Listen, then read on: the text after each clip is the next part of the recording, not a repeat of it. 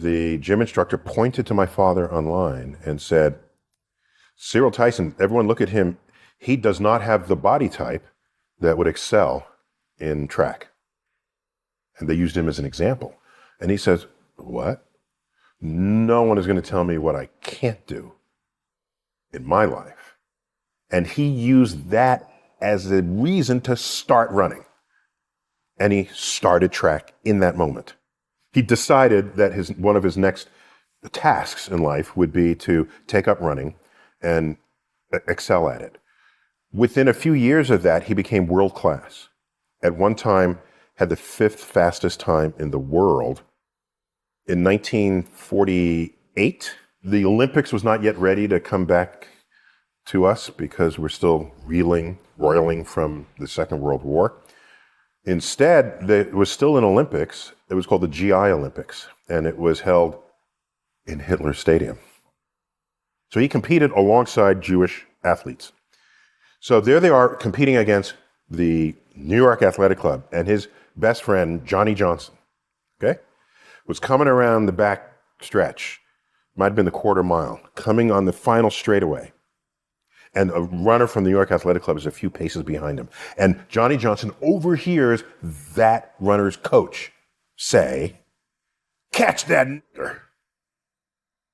And he overheard this. And so what did he say to himself? He said, this is one nigga he ain't gonna catch. And that extended his lead to the finish line.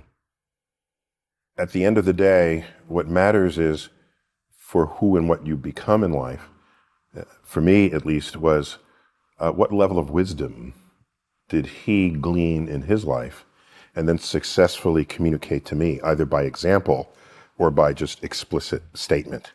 And that combination of those two means of delivery had some important impacts. We live in a very fractured world today. I don't know if it's the most fractured ever, but what is clear is that the internet has enabled, and social media have enabled people to tribalize. You might go your whole life without ever finding another person who thinks the earth is flat. You go online and you see them all. So you have ways to say why you are different from other people. And I don't know that that's always a healthy place to be.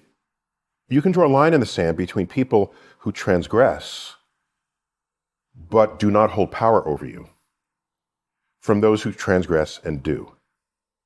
So the coach who said, catch that, he doesn't have power over Johnny Johnson unless you allow him to. This is a famous quote from Martin Luther King.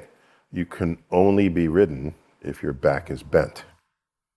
I apportioned my emotional reactions to where it actually mattered for my life's trajectory.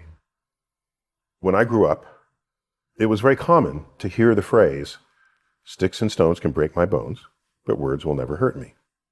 This was an inoculation against hate speech, really, against just evil people, just nasty people.